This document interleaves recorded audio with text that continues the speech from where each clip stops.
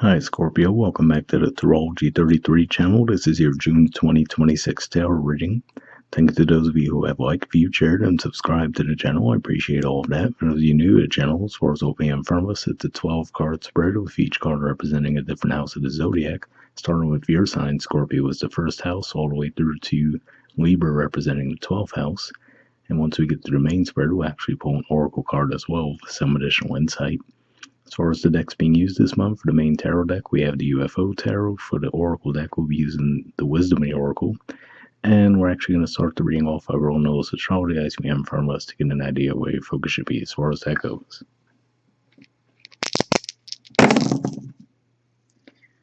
Alright, we have Pluto. So Pluto is currently retrograde and it's in Aquarius. And for you guys, Aquarius is your fourth house of home, roots, and family. Alright, we have 11. So 11th house energy for you guys is Virgo. Now that area of the zodiac's a bit more quiet, but we do still have the South Node traveling through there. But yeah, so could just be some releasing around friendships, groups, hopes and wishes. And we have Taurus. So for you guys, Taurus is your 7th house of partnerships, contracts, and relationships. And as far as anything going through that sign right now, we have Mars there until the 28th of June. Let me see what else. I believe Chiron's going to get there toward the very end of the month. But other than that, I mean, of course, we have plenty of energy going through there recently, but it started to clear out already. But yeah, you can definitely have some focus on your relationships this month as well. So we'll keep that in mind as we go through the main spread.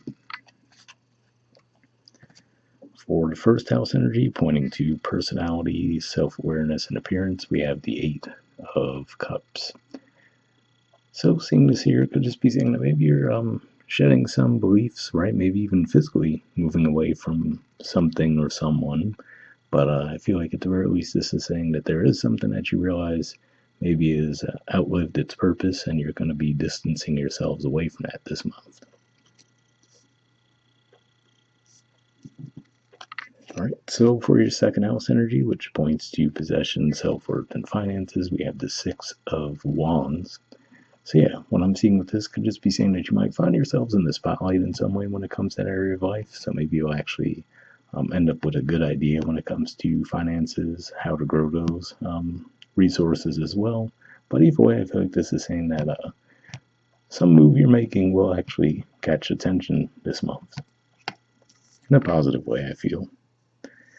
Alright, and for your third house energy, pointing to communications, short journey, and siblings, we have the 9 of Pentacles. So this is a Virgo energy here, and it's usually quite independent, but it could just be saying that when it comes to your communication, you could just be more focused on resources this month when you do communicate.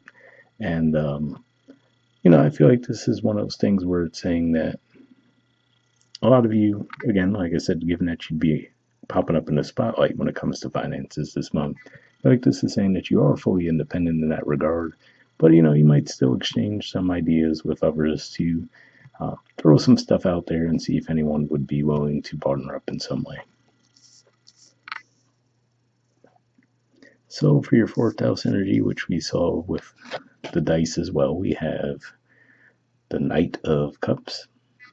So yeah, so this could just be saying that when you're within your home environment, you might start to feel your creativity flowing a little bit more. Maybe you feel just a lot more comfortable within your home environment. Maybe if you're a bit more buttoned up when you're out in public, this could just be saying that you feel a little bit more loose, right, when you're in a home environment. So at the very least, this looks like this will be a good spot for you to go and hit reset this month if you do feel overwhelmed at any point.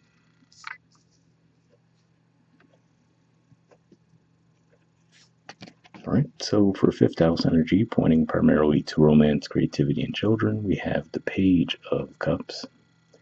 So seeing this here could just be saying that maybe you would like to extend an offer to someone this month, possibly a romantic offer, maybe even some kind of a collaborative project when it comes to creativity. But either way, it looks like you do want to come forward this month, and most likely you will, but maybe there's a little bit of nervousness around that approach.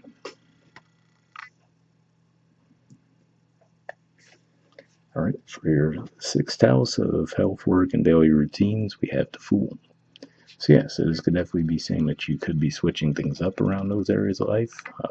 For a lot of you, it seems like it might be more of a financial change that you could be making. But for others of you, maybe it is just something with your daily routine, right? Maybe you're gonna change a workout or something like that, or shift your diet around in some way. But definitely looks like you're open to change this month and being more willing to take a risk. So for your seventh house, which we saw come up with the dice as well, we have the Magician. So this is a good energy to see here because it says that you have all the tools at your disposal to get some partnerships off the ground, right? So whether it be a romantic partnership, a business partnership, you name it. Looks like this is saying that you have everything you need to get that moving in the direction you'd like to see it go.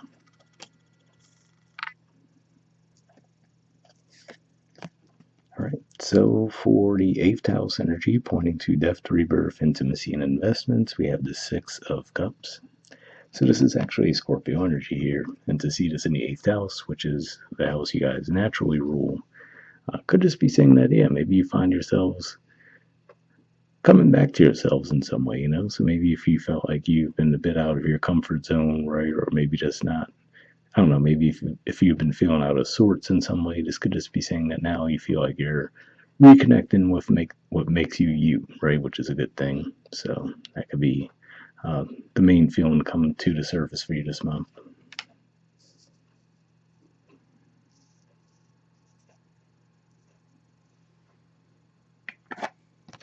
All right, so for the ninth house, which points primarily to philosophy, higher learning, and foreign affairs, we have the moon.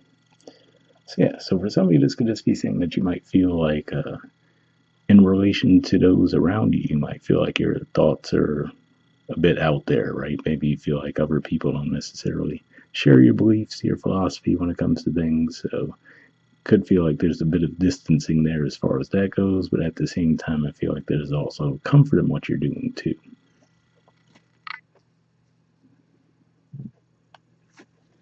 All right, so for your 10th house, which generally points to career and social status, we have the 10 of Swords. So seeing this here, yeah, for what I'm getting from this, could just be saying that maybe some of you are hitting the reset button when it comes to your careers, right? So, like we said, with that Eight of Cups, for example, maybe this is saying that that's what you could be moving away from. Seeing that Fool energy in the sixth house, which, like we said, is work, daily routines, right? Maybe you just feel like it's ready to start something new. But I mean, if we look at the artwork, there's a doesn't like they're necessarily happy with the end result back there too, right? So for some of you, might feel like it was maybe forced upon you in some way. But if that's the case, I feel like this is saying that you would have a pretty quick bounce back, you know. So you might have to process the disappointment initially, but then I feel like this is saying you'll get right back on top. All right, so for your 11th house energy, which we saw the dice point to as well, we have the devil. So 11th house in general is friendships, groups, hopes, and wishes. So yeah, looking at the artwork here, it could just be saying that maybe there's a karmic connection that you have in your lives. So, you know, looking at the artwork, one could think a more romantic thing, but it doesn't necessarily have to be that. It could just be any kind of partnership, friendship that you've had over the years. I feel like this is saying that there is something karmic about it that's kept the two of you in that dynamic for as long as it has, but at the same time, it could just be saying that this is an indicator that at some point you would have to break free from it.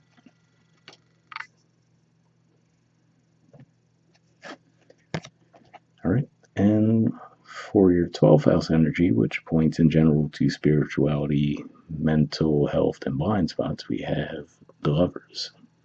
So a definite contrast there, right? So this could just be saying that ultimately this is something that you are looking for, right? So again, given that his 12th house is usually more of an internal thing, right? Maybe not everyone's aware of that that's what you're thinking about, that's what you're moving toward, but at the very least, I feel like this is saying that that is what's on your mind at this time. And that could be what's sparking that uh, Page of Cups energy, right? The desire to move towards something like that could be why you're in this mood right now. But for the bottom of the deck, we have the Emperor. So this is an Aries energy here, but you guys are ruled by Pluto, but your traditional ruler is Mars, just like Aries, so there's a bit of a affinity there. But seeing this here could just be saying similar to what I was seeing with the Fool energy and especially the Magician, right? Which is to say that it looks like there will be a desire for you to explore this month, and if that's the case, like I said, it feels like you have everything you need at your disposal to have that become a positive experience for you. So, and that could be what that Knight of Cups energy in the fourth house is pointing to as well, right? Which is to say that you might feel a little bit more adventurous, want to get out and explore a little bit more. But if that's the case, it looks like you could have some success there. All right, so lastly, we'll pull a card from the Wisdom of the Oracle deck. So I'm just going to give this a few shuffles, then we'll cut the deck and pull a card.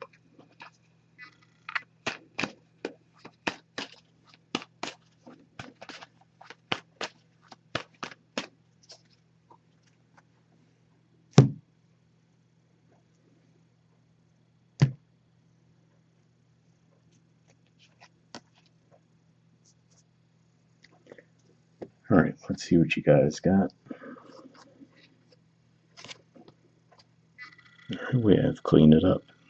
There's the artwork, and the number is 21. So we'll see what this has to say.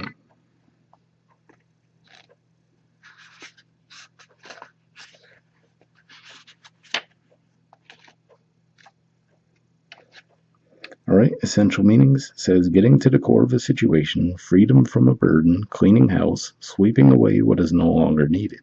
The Oracle's message. Ever feel so bogged down with emotional gunk that you can't think straight? Could you be surrounded by physical clutter in your house too? Too much work? Overwhelmed? Time to clean house. Every item out of way natters away at you. Every unresolved resentment, every comparison to others that leads to a sense of lack takes up energetic space. Every unpaid bill just adds up to an unnecessary feeling of being overwhelmed. Now is the time to free yourself by energetically cleaning house. Just do it. Make room for the miracles that are lining up for you.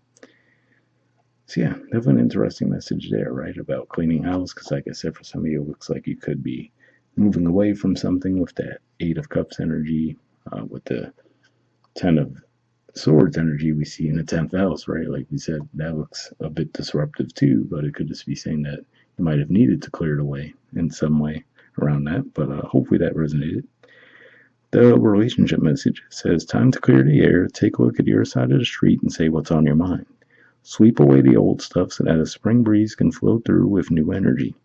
It's the perfect time to do an inventory of your dynamics and see what's yours and what's not yours to clean up the relationship. Everyone brings some baggage. Sort through what you brought with you and let go of what is no longer needed. Become unencumbered and your relationship will flourish. So yeah, definitely a positive message there, and definitely takes me back to seeing the Magician energy in the 7th house, right? So like we said, whether it be a romantic partnership or business partnership, that's a good energy to see there because it says you have what it takes to move that in the direction you'd like to see it go. All right, and the prosperity message says simple things like opening your mail, paying bills, sorting your timetable, making lists, and getting organized is what this symbol means when it comes to your work. Make time for yourself too. This card is a sign you may be overburdened and overwhelmed. It's okay to say no. You'll prosper even more if you do. So yeah, that was definitely a good message there as far as the overwhelmed energy, right? Seeing the Ten of Swords and the 10th house energy, that could definitely be pointing to that there. And then the Fool energy could be taking on more of the energy that I mentioned there as well, right? Make time for yourself. It's okay to say no. So if that's your situation, I hope that resonated with you, and we'll wrap up there. All right, bye.